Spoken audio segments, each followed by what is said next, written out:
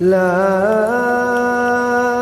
أقسم بيوم القيامة ولا أقسم بالنفس اللوامة أيحسب الإنسان أن لن نجمع عظامه بلى قادرين على أن نسوي بنانه. الحمد لله نحمده ونستعينه ونستغفره ونؤمن به ونتوكل عليه ونعوذ بالله من شرور أنفسنا ومن سيئات أعمالنا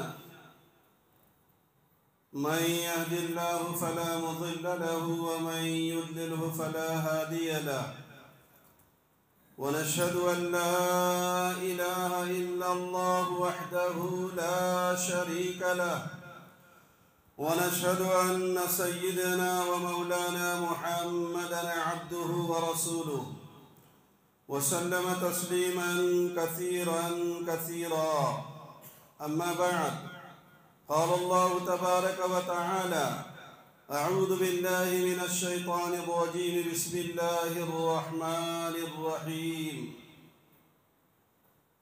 اهدنا الصراط المستقيم صراط الذين أنعمت عليهم غير المغضوب عليهم ولا الضالين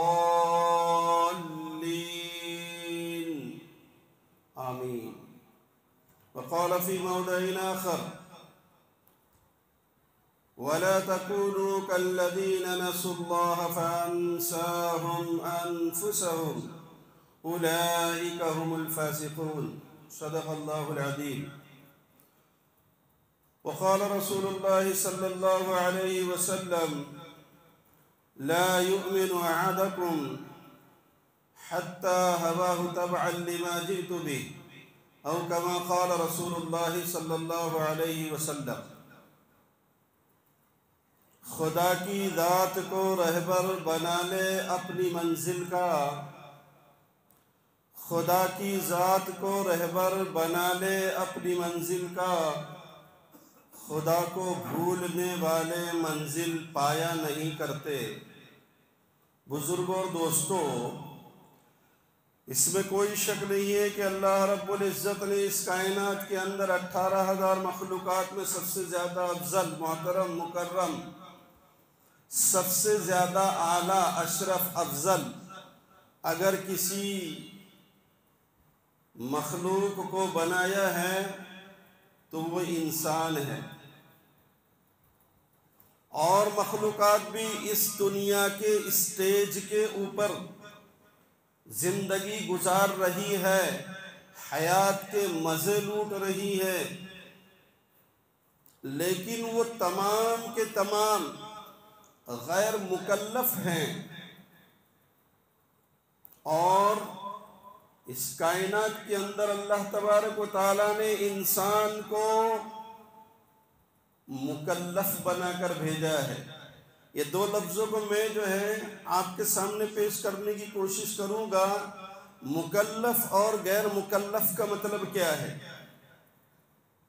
غیر مکلف کا مطلب یہ ہے کہ اللہ نے جانور پیدا کیے، جانوروں میں بہت ساری اقسام ہیں، درندے پیدا کیے، چرندے پیدا کیے، پرندے پیدا کیے، اور نہ جانے کتنی مخلوقات، زمین پر رینگنے والے، فضاؤں میں اڑنے والے، سمندروں میں تیرنے والی ہزار مخلوقات اللہ تبارک و تعالیٰ نے پیدا کی ہے. لیکن وہ سب کے سب غیر مکلف ہے. اللہ نے ان کو پیدا کیا، ان کی ایک ذمہ داری لگا دی، بھئی وہ دنیا کے اندر آئے اور وہ سب کے سب انسانوں کی نفع رسانی کے لیے دنیا میں بھیجے گئے ہیں.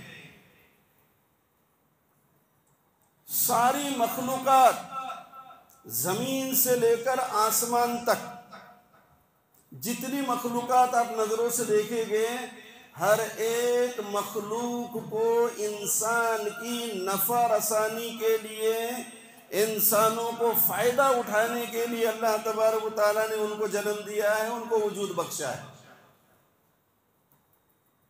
کیا آسمان کے اندر، کیا سمندر کے اندر، کیا زمین کے اوپر، اور کتنی مخلوقات ہیں. ہم تو لے دے کے کچھ مخلوقات جن کو ہماری نظروں نے دیکھا ہم اسی کو سمجھتے ہیں. بھینس ہمارے سامنے، گدھا ہمارے سامنے، گھوڑا ہمارے سامنے، یہ زمین پر چلنے والے.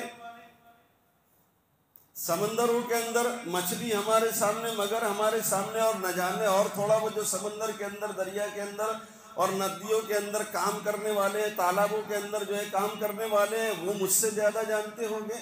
ہر ایک فیلڈ کے اندر کچھ مخلوقات ہیں جو ہماری آنکھیں دیکھ رہی ہیں، لیکن اس سے کئی زیادہ مخلوقات ہیں جس کو ہماری آنکھیں ابھی تک نہیں دیکھ سکی. ہم نام سنتے آئے ہیں، لیکن یہ محقق ہے کہ ساری کے ساری مخلوقات کو اللہ نے انسان کی نفع رسانی کے لیے پیدا کیا، اور سارا کنٹرول اللہ تبارک و تعالیٰ نے اپنے قبضے قدرت میں رکھا ہے. ایسا نہیں ہے کہ زمین پیدا کرنے کے بعد جو ہے زمین کو چھوڑ دیا، نہیں. آسمان پیدا کرنے کے بعد آسمان کو چھوڑ دیا، نہیں. اگر ایسا ہوتا تو یہ سورج جو ہے ہر موسم میں اپنی میعاد پر، اپنے وقت پر نہیں نکلتا، سرتابی کرتا، وہ نافرمانی کرتا، من مانی اور من چاہی کرتا، جب دل میں آتا جب نکلتا. لیکن اللہ تبارک و تعالیٰ نے ایسا نہیں کیا. لَلشَّمْسُ يَنبَغِي لَهَا أَن تُدْرِكَ الْقَمَرَ وَلَا اللَّيْلُ سَابِقُ النَّهَارِ وَكُلٌّ فِي فَلَكٍ يَسْبَحُونَ. تار اپنے ہاتھ میں رکھے اللہ تبارک و تعالیٰ نے. کوئی ایک رتی برابر بھی ادھر سے ادھر، ادھر سے ادھر نہیں ہو سکتا. چاند اپنے وقت پر نکل رہا ہے، ستارے اپنے وقت پر جھلملا رہے ہیں، کہکشاں اپنے وقت پر آ رہی ہے، موسم اپنے وقت پر آ رہے ہیں. یہ سب کے سب جو ہے من جانب اللہ، اللہ کی قدرت سے ہی ہو رہا ہے. اور جو کچھ ہوتا ہے یہ سب بھی جو ہے دنیا کے اندر اللہ ہی کی قبضہ، اللہ ہی کی قدرت سے جو ہے وجود پاتا ہے. کسی ایک چیز کو بھی اللہ تبارک و تعالیٰ نے بغیر لگام کے چھوڑا نہیں ہے، اور انسان کو مختار بنایا. کچھ چیزوں کے اندر اللہ نے انسان کو مکلف بنایا، کچھ چیزوں کے اندر غیر مکلف کر دیا، اس کو اختیار دے دیا. یہ اختیار اس کو صرف اتنا دیا کہ دو پہلو اللہ تبارک و تعالیٰ سے اس کے سامنے رکھے. یہ جو دل ہے نا، دل، اس میں ہزاروں قسم کی باتیں جو ہے پیدا ہوتی ہیں. اس کو قلب کہتے ہیں، عربی کے اندر اس کو قلب کہتے ہیں. اور قلب اس کو کیوں کہتے ہیں؟ قلب کا مطلب ہوتا ہے الٹ پھیر. ایک لفظ سنتے ہوں گے آپ، اسٹرائک ہوتا ہے، احتجاجات ہوتے ہیں، مظاہرے ہوتے ہیں، اس کے اندر لفظ انقلاب آپ سنتے ہوں گے. انقلاب، انقلاب. انقلاب کیا معنی ہے؟ انقلاب کے معنی ہے جو دکھ رہا ہے اس کے پلٹ ہونا، یہ انقلاب. تو یہ دل ہے، یہ قلب کہلاتا ہے. وَمَا أُبَرِّئُ نَفْسِي إِنَّ النَّفْسَ لَأَمَّارَةٌ، کہیں پر جو ہے قرآن نے اس کو نفس اور کہیں پر جو ہے قلب سے تعبیر کیا ہے. قلب جو ہے اس کے معنی آتے بدلاؤ کے. یہ دل کے اندر جو ہے بدلاؤ ہوتے رہتا ہے. ابھی ایک آدمی جو ہے کسی چیز کو پسند کر رہا تھا اور وہ جو ہے تھوڑی دیر کے بعد اس کو ناپسند کرنے لگتا ہے. کیا کہا جائے گا؟ یہ دل کس کے ہاتھ میں ہے؟ ابھی ایک چیز کو جو ہے وہ اختیار کرنے کی کوشش کر رہا تھا، کسی نے بتلایا کہ یہ چیز ایسی ہے، ایسی ہے، ایسی ہے. اب وہ چیز اس کو چھوڑ کر دوسری چیز کو اختیار کرتا ہے. یہ قلب ہے، یہ بدلتا رہتا ہے. ہزار چیزیں اس کے اندر آتی ہیں. اللہ نے بنایا ہے اس کو ایسے. اسی لیے جو ہے اس کو بہت اہمیت دی گئی ہے. ابھی یہ جو رمضان آ رہا ہے، رمضان شریف کے اندر بھی اس کو بہت اہمیت ہے، اس کو بہت اہمیت ہے. دل کا برتن انتہائی صاف ہونا چاہیے. یہ مسکن خدا ہے، اللہ کے رہنے کی جگہ ہے۔ وہ کسی نے کہا ہے کہ تو دل میں تو آتا ہے سمجھ میں نہیں آتا۔ اللہ تبارک و تعالیٰ کی ذات کے سلسلے میں کہا تو دل میں تو آتا ہے سمجھ میں نہیں آتا، میں جان گیا تیری پہچان یہی ہے، اللہ کے رہنے کی جگہ دل ہے۔ اس لیے بزرگان دین کے یہاں پر جو ہے دل کے اوپر محنت ہوتی ہے۔ لا الہ الا اللہ، بزرگ محنت کراتے ہیں، خانقاہ میں جایا کرو، بزرگوں سے تعلق رکھا کرو، ایمان کو جو ہے جلا ملتا ہے، ایمان تازہ ہوتا ہے، ایمان کے اندر جان آتی ہے۔ بزرگوں کی مجلس میں لا الہ الا اللہ، لا الہ الا اللہ، یہ ہمارا جو کلمہ ہے یہ انقلابی کلمہ ہے۔ میرے اور آپ کے آقا جناب محمد الرسول اللہ صلی اللہ علیہ وسلم جب دنیا میں تشریف لائے تو بزرگ اور دوستو آپ کتابیں اٹھا کر دیکھیے، پڑھیے، آپ تفسیر پڑھیے، بخاری شریف پڑھیے، آپ ترمذی شریف پڑھیے، سیاہ ستہ کی کتابیں پڑھیے، آپ کو ملے گا یہ قرآن کی تفسیر اٹھا کر دیکھیے، آپ کو ملے گا کہ پورا ماحول گندگیوں سے لیس تھا، اخلاق نام کی چیز نہیں تھی، برائیاں اس قدر تھی، وہاں پر عبادتیں تھیں لیکن عبادتوں کی شکلیں بدل چکی تھی۔ کیوں بدلی تھی؟ اس لیے بدلی تھی بزرگوں اور دوستوں کہ جناب محمد الرسول اللہ صلی اللہ علیہ وسلم تک، حضرت عیسیٰ علیہ السلام سے لے کر جناب محمد الرسول اللہ صلی اللہ علیہ وسلم تک غالباً 650 سال کا زمانہ ایسا گزرا ہے کہ کوئی نبی دنیا کے اندر موجود نہیں تھا۔ ظاہر بات ہے نبوت کا نور دنیا کے اندر موجود نہیں ہے، اللہ کے احکامات جاری و ساری دنیا کے اندر نہیں ہے، کسی نبی کی آمد نہیں ہوئی ہے، تو ظاہر بات ہے دنیا جو ہے اجاڑ کے قریب نہیں پہنچے گی تو اور کیا ہوگا۔ عبادتیں وہ کیا کرتے تھے لیکن عبادتوں کی صورتیں مسخ کر دی گئی تھی، بدل دی گئی تھی۔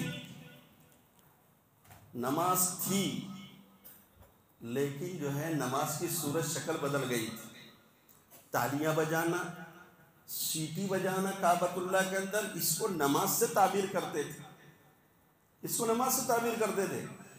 وہ طواف کی عبادت بھی کیا کرتے تھے، عبادت طواف بھی ان کے نزدیک تھی، لیکن یاد ہے آپ کو کہ بھئی وہ طواف کی عبادت کیسے کرتے تھے؟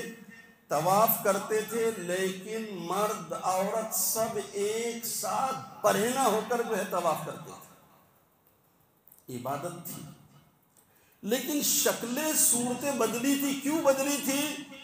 نور نبوت دنیا میں موجود نہیں تھا، اور جب جب نور نبوت سے دوری اختیار کی جاتی ہے تو بزرگوں اور دوستوں ایسے حالات پیدا ہوتے ہیں کہ مخلوق خالق سے اپنا رشتہ استوار کرنے کے بجائے، رشتہ جوڑنے کے بجائے، مخلوق خالق سے دور ہو جاتی ہے۔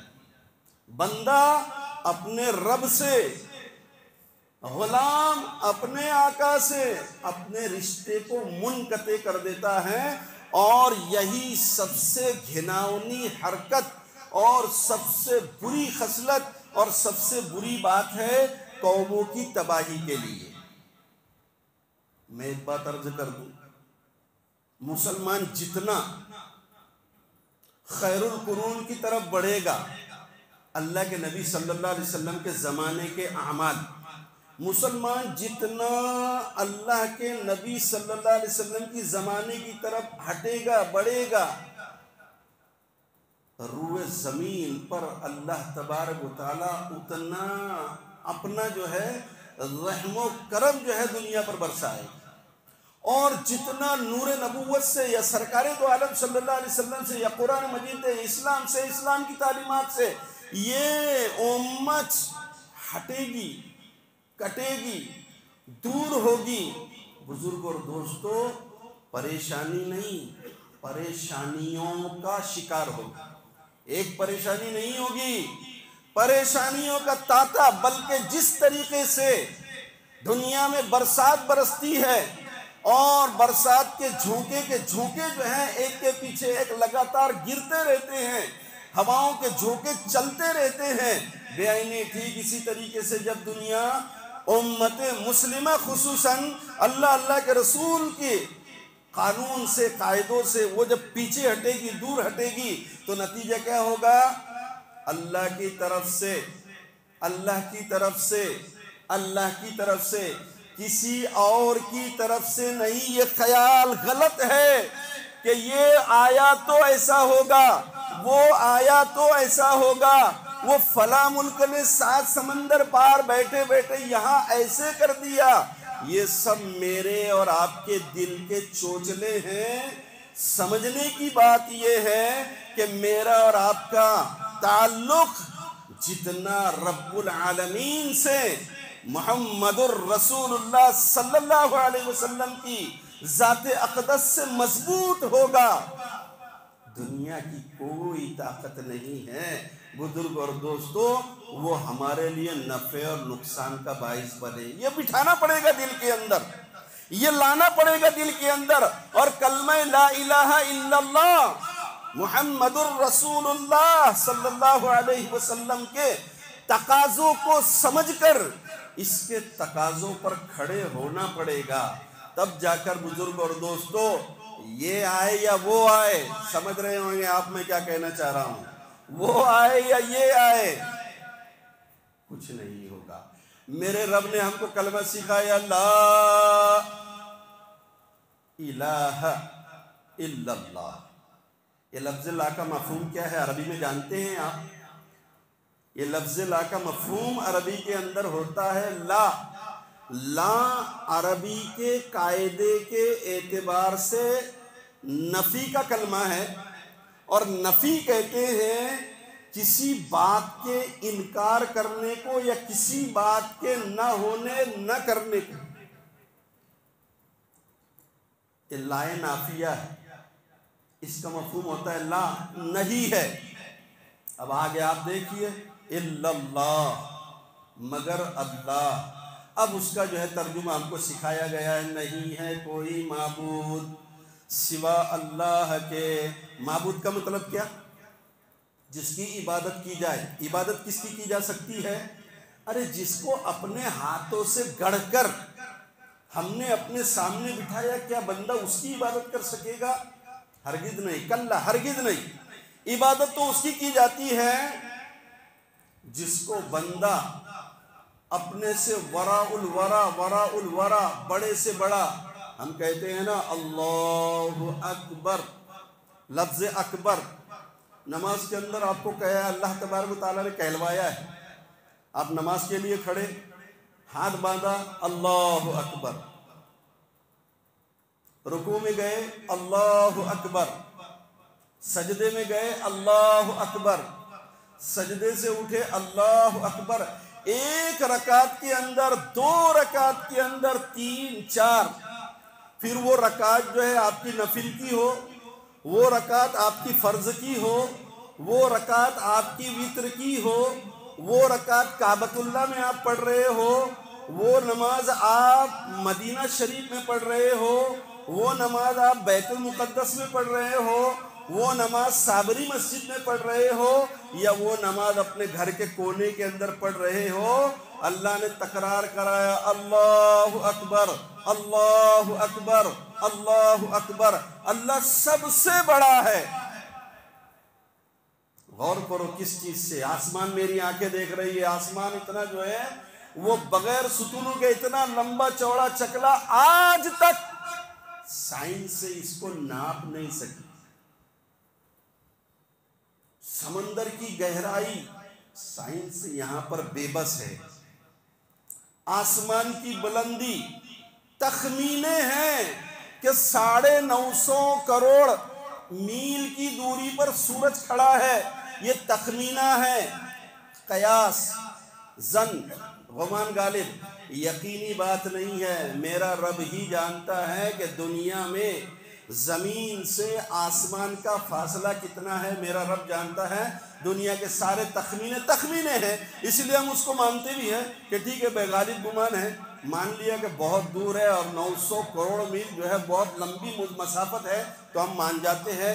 میں یہ کہہ رہا ہوں کہ اللہ اکبر، اللہ یہ بٹھانا چاہتا ہے دل کے اندر کہ تیری نظر آسمان کو دیکھ رہی ہے، آسمان کی بلندیوں کو دیکھ رہی ہے، ستاروں کی جھلملاہٹ کو دیکھ رہی ہے، سورج کی چمک کو دیکھ رہی ہے، چاند کی روشنی کو دیکھ رہی ہے، آسمان سے برستے ہوئے پانی کو دیکھ رہی ہے، زمین سے نکلتے ہوئے چشمے اور سمندر تہر اور آبشاروں کو دیکھ رہی ہے، زمین کی چھت کے، زمین کے پیٹ کے اوپر، چھاتی کے اوپر بڑے بڑے جو ہے پہاڑ کھڑے ہوئے تیری نظر دیکھ رہی ہے۔ یہ ساری چیزوں کا خالق تو اللہ ہی ہے، مالک تو اللہ ہی ہے، قادر تو اللہ ہی ہے، اللہ ہی نے اس کو پیدا کیا، اور اللہ ہی کی قدرت اور اس کی بڑائی کو بیان کرنے کے لیے میں نے اپنے بندے مومن کی زبان پر چلایا اللہ اکبر، اور اس کو تعلیم دی کہ دنیا میں جب تک تیری سانس چلتی رہے، دنیا میں جب تک تو دن دناتا رہے، دنیا میں جب تک کہ تیری آواز چلتی رہے، تیری سانس سے، تیری آواز سے ایک ہی نعرہ بلند ہونا چاہیے، اللہ اکبر، اللہ سب سے بڑا ہے۔ جب ایسا یقین بنے گا، جب ایسا یقین بنے گا، اور ایسا بنانا پڑے گا، بغیر یقین کامل کے مسئلہ حل نہیں ہونے والا۔ میں تقریر کروں گا، میں بولوں گا، میں بھی سن کے چلا جاؤں گا، آپ بھی سن کے چلے جائیں گے، اور موت کا فرشتہ آ کر گردن دبا دے گا اور دنیا سے چلے بھی جائیں گے۔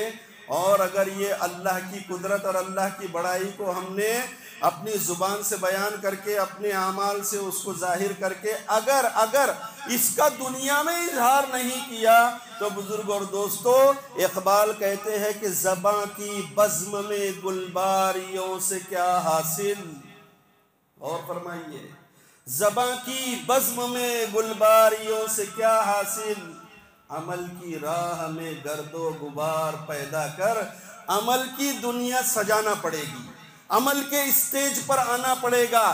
اگر میں نے سنا ہے کہ 2 رکعت نماز مسئلے کو حل کرتی ہے، تو مجھ کو آنا پڑے گا 2 رکعت کے اوپر۔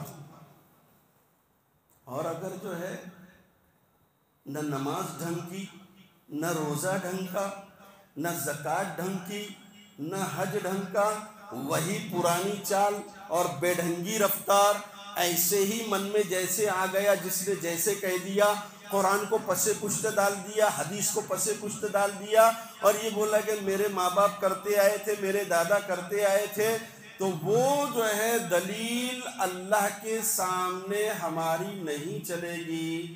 پچھلی قوموں کا تذکرہ قرآن مجید نے بیان کیا ہے، جب اللہ کے نبی صلی اللہ علیہ وسلم، یہ جتنے جو ہے لوگ ہیں، اس میں سے بہت سارے جو ہے حجاج اکرام ہیں، عمرہ کر کے آئے ہوں گے، انہوں نے دیکھا ہوگا جبل قبیس کو بھی دیکھا ہوگا، جبل احد کو بھی دیکھا ہوگا، اور غار حرا کو بھی دیکھا ہوگا، اور صفا اور مروہ کو بھی دیکھا ہوگا۔ جب میرے آقا جناب محمد الرسول اللہ صلی اللہ علیہ وسلم نے اعلان کیا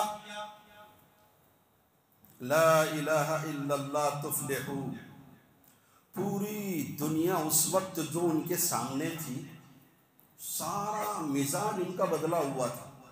دیکھو کتنا کمال ہے، انسان جب بدلتا ہے، انسان جب بدلتا ہے، یا دوسرے لفظوں میں کہہ لیں کہ انسان جب بگڑتا ہے، تو اس کا بگاڑ صرف اس کا نہیں ہوتا، بلکہ یہ جس سماج کے اندر، جس سوسائٹی کے اندر، جس معاشرے کے اندر ہوتا ہے، ان کے بھی بگڑنے کا ذریعہ بن جاتا ہے۔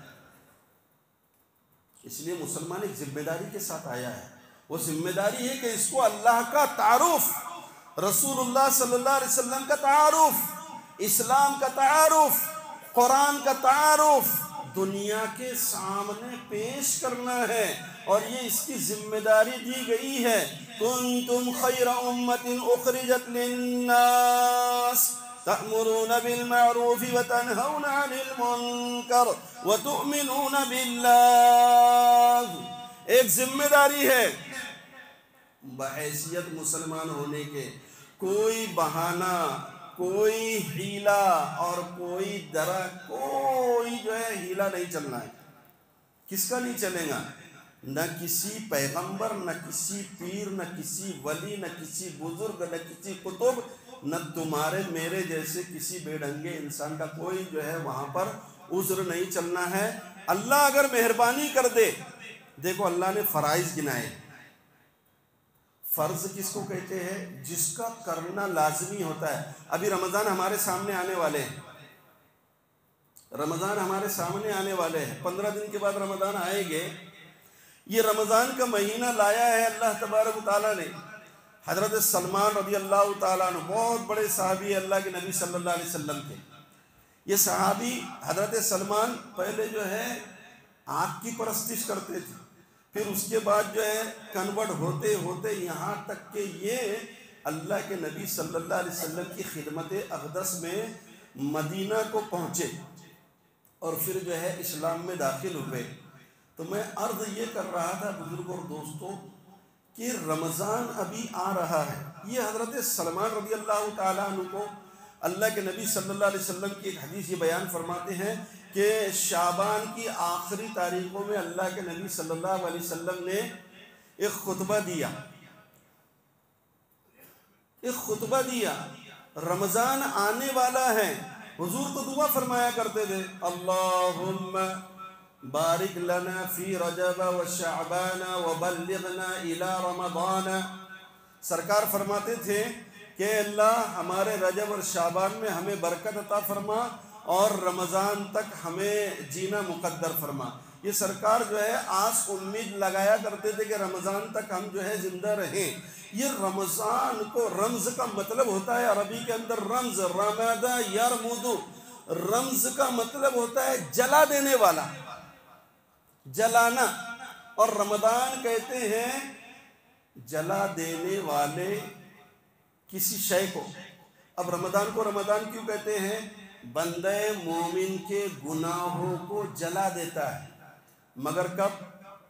آگ کب جلاتی ہے؟ جب آگ ویسے لگی تب نہ جلاتی ہے، رمضان ویسے ہو تب نہ جو ہے وہ گناہوں کو جلائے گا۔ تو سرکار دو عالم صلی اللہ علیہ وسلم رمضان کے آنے سے پہلے رمضان کا استقبال فرمایا کرتے تھے، خطبہ دیا کرتے تھے اللہ کے نبی صلی اللہ علیہ وسلم کہ رمضان آ رہا ہے، اس کے اندر اللہ نے ایسی صفت رکھی ہے۔ وہ صفت کیا ہے؟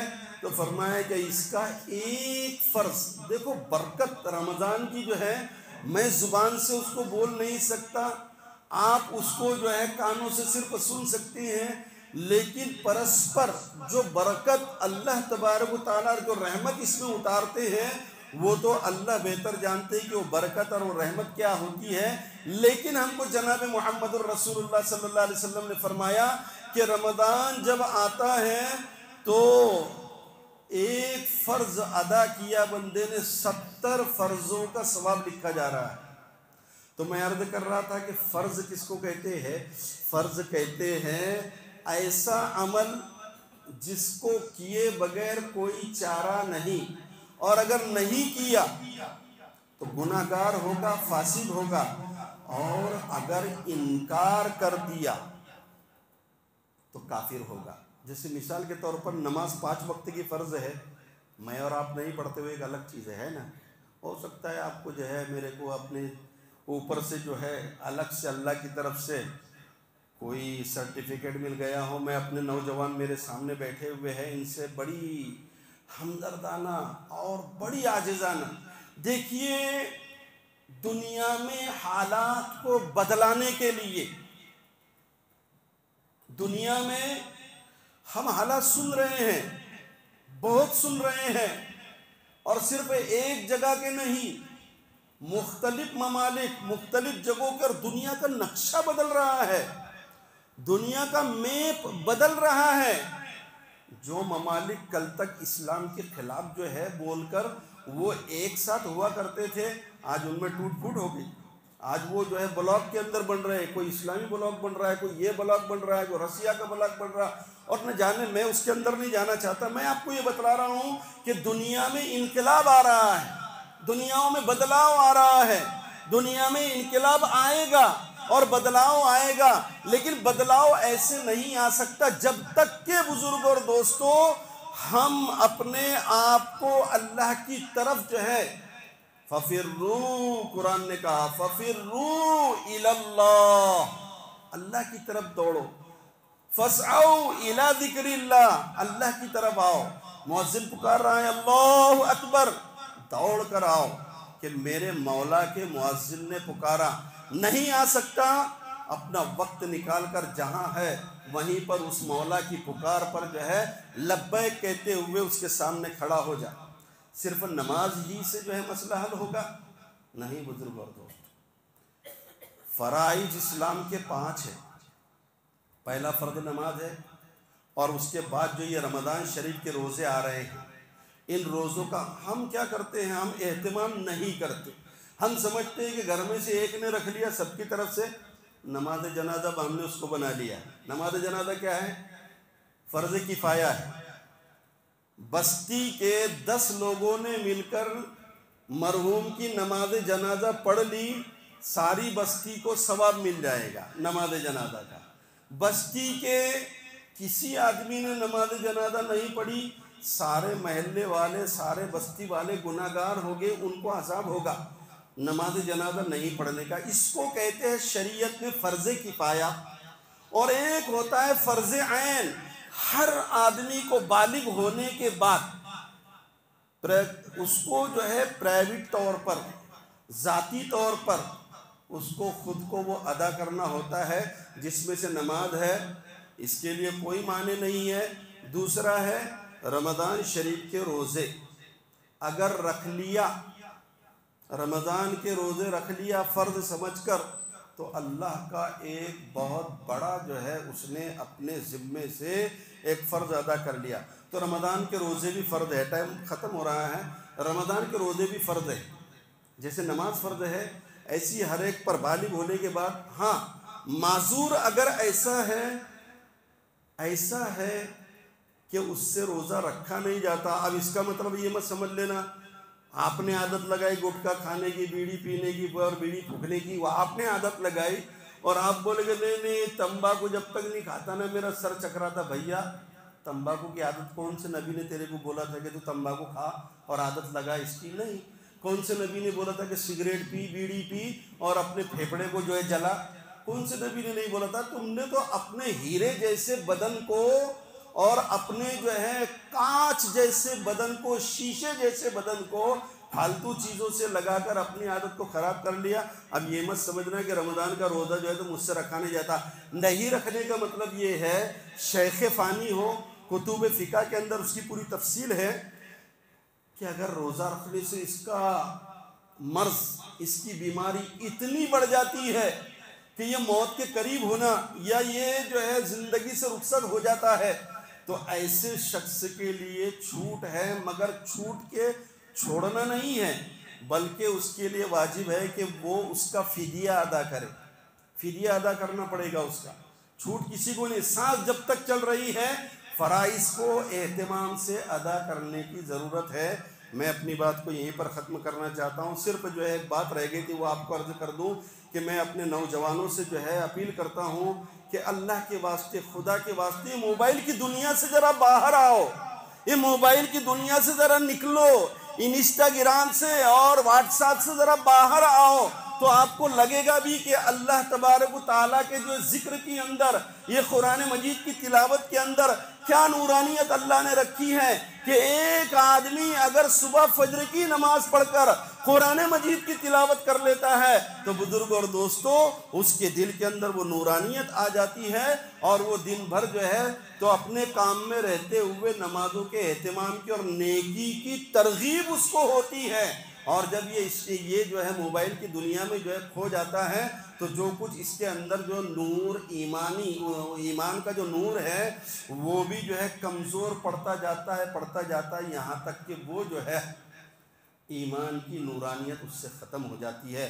اللہ کے واسطے رمضان آ رہا ہے، پچھلے گناہوں پر توبہ کیجئے، رمضان کو ابھی سے نیت کیجئے۔ مومن کا عمل اور مومن کی نیت، مومن کے عمل سے بڑی ہوئی ہوتی ہے۔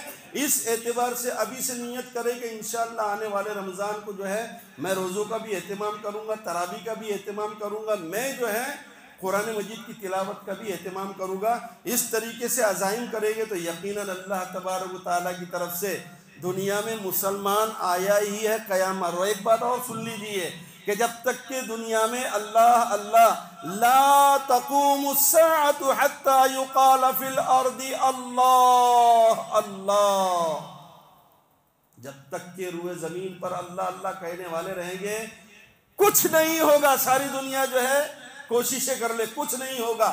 چلنا ہے اسلام کو قیامت تک کے چلنا ہے. میرے اور آپ کے آقا جناب محمد الرسول اللہ صلی اللہ علیہ وسلم نے فرمایا کہ میرا لایا ہوا دین دنیا کے ہر کچے مکان میں پہنچے گا. اور یقیناً انشاءاللہ حالات بدل رہے ہیں، ایسے آثار پیدا ہو گئے ہیں کہ انشاءاللہ اسلام اتنی ساری کٹھنائیوں کے باوجود سارا انسٹاگرام، سارا فیس بک، سارا واٹس ایپ اور سارے یوٹیوبرز اور چینلز اسلام کے خلاف بات کر رہے ہیں. لیکن حقیقت کی زمین پر آپ آئیے، زمین پر جو ہے حقیقی جو ہے آپ مطالعہ کیجئے. اس وقت بھی دنیا میں سب سے زیادہ پھیلنے والا اگر کوئی مذہب ہے تو وہ مذہب اسلام ہے. کیوں؟ ان الدین عند اللہ الاسلام. اس لیے کہ اسلام کی شان ہی یہ ہے کہ قدرت نے اس میں وہ لچک دی ہے کہ جتنا ہی دباؤ گے یہ اتنا ہی ابھرے گا. اللہ تبارک و تعالیٰ سے دعا ہے کہ ہمیں کہنے سننے سے زیادہ عمل کی توفیق عطا فرمائے. بزرگوں اور دوستوں، رمضان کے اہتمام کے لیے ہم ابھی سے جو ہے نیتیں کریں. اور ساتھ ہی ایک دوسری بات عرض کرنا ہے کہ آپ یہ جانتے ہیں کہ قرآن و حدیث کی تعلیمات، فقہ، اصول، یہ علماء کا جو ہے بننا اور یہ ساری کے ساری چیزیں، ادارے، جس امت کے اندر ادارے، دینی ادارے ہوتے ہیں. دیکھیے اللہ کے نبی صلی اللہ علیہ وسلم نے پہلا مدرسہ قائم کیا مدینہ کے اندر، اصحاب صفہ. یہ مدرسوں کی بہت لمبی جو ہے فہرست ہے، کسی وقت اس پر بات ہوگی جب سمجھائیں گے. ہندوستان کے اندر بزرگ اور دوستوں اگر یہ اسلامی ادارے نہ ہوتے تو ہمارا بھی کیا حال ہوتا ہم نہیں جانتے. اللہ کا کرم ہوا کہ اللہ نے ہر سرزمین پر ایسے ادارے قائم فرما دیے ہیں جس سے دین و اسلام کی خدمت ہو رہی ہے. مسلمانوں کے بچے اور بچیاں وہاں پر پڑھ رہی ہے. اسی میں ایک ادارہ آپ کا جانا پہچانا ادارہ جامعہ اسلامیہ اشاعت العلوم عقل کنواں، جہاں سے میں آپ کی خدمت میں ہمیشہ آتا ہوں. عقل کنواں صرف ایک نام نہیں ہے، یہ ایسا ادارہ ہے جہاں پر آج بھی، کل جلسہ ہوا، جلسے کے اندر جو سندیں وغیرہ دی گئی ہے 700 حفاظ کرام، 600 علماء کرام، مفتیان کرام، قضات، اور اس طریقے سے یہ تو ہو گئی دینی تعلیم. عصری تعلیم، دنیاوی تعلیم آپ کے ہر میڈیم کے اسکول ادارے کے اندر، کیمپس کے اندر موجود ہے. تو 10,500 بچے تو ہمارے وہاں آج بھی جو ہے، جو کل چھٹی ہوئی عربی مدرسے کے تھے، اور کالج کے بچے بچیاں وہی الگ ہے. ادارہ بہت اچھا کام کر رہا ہے. آپ جانتے ہیں، آپ جو ہے اس کے اوپر ریسرچ بھی کر سکتے ہیں. اور صرف ایک کام نہیں ہے ادارے کا، ادارے کے سینکڑوں کام ہیں. قبرستانوں کی جو ہے وہ احاطہ بندی ہے. مساجد، کل تک کی جو رپورٹ کے مطابق 5200 مساجد 10 سال کے 12 سال کے اندر عرصے میں مدرسے نے 5200 کے قریب مساجد تعمیر کی ہے. اور ایسے علاقے میں جہاں پر مسجد نہیں تھی وہاں پر مسجد تعمیر کی ہے. ہم جس مسجد کے اندر بیٹھے، یہ چھت کے اندر بھی جو ہے عقل کنویں کا پہلی مرتبہ جب تعمیر ہوئی تھی، یہ بزرگان دین آئے تھے، میں وہیں پر تھا عقل کنواں میں، یہ آئے تھے. الحمدللہ اس کے اندر بھی جو ہے عقل کنویں کا تعاون لگا ہے. تو میں یہ کہہ رہا تھا، ماشاءاللہ جو ہے ڈاکٹر بن کے نکل رہے ہیں، انجینئر بن کے نکل رہے ہیں. MBBS کی ایک پوری کھیپ ہمارے یہاں پر جو ہے 100 طالب علم، لڑکیاں لڑکے ملا کر جو ہے MBBS ڈاکٹر بن کر نکلے. لا کالج چالو ہے. یہ سارا کی سارا میں اس لیے تعارف کرا رہا ہوں کہ آپ بھی اپنے بچوں کو جو ہے تعلیم کی طرف رغبت دلائیں. آپ کے دل میں شوق ہونا چاہیے. ہمارے اکابرین یہ کہہ رہے ہیں کہ جس کے اندر قوت طاقت ہے وہ بچوں کو تعلیم دلائے، اور جو ہے اوپر کی تعلیم دیگر اعلیٰ ڈگری کی تعلیم دلائے. اور جو متوسط طبقے کے لوگ ہیں وہ اپنے بچوں کو تعلیم دلا کر وہ تجارت کے اندر لگائیں. اس طریقے سے ہم ہندوستان کی سرزمین پر ایک باعزت شہری بن کر زندگی گزار سکتے ہیں۔ چنانچہ میں اسی سلسلے میں جامعہ کے تعاون کے سلسلے میں آپ لوگوں کے پاس آیا ہوں۔ آپ جی کھول کر جامعہ کا تعاون کیجئے، اور باہر جو ہے آپ اپنے اپنے اعتبار سے جو ہے رسید وغیرہ بنا لیں۔ اللہ پاک ہمیں کہنے سننے سے زیادہ عمل کی توفیق عطا فرمائے۔ وما علینا الا البلاغ۔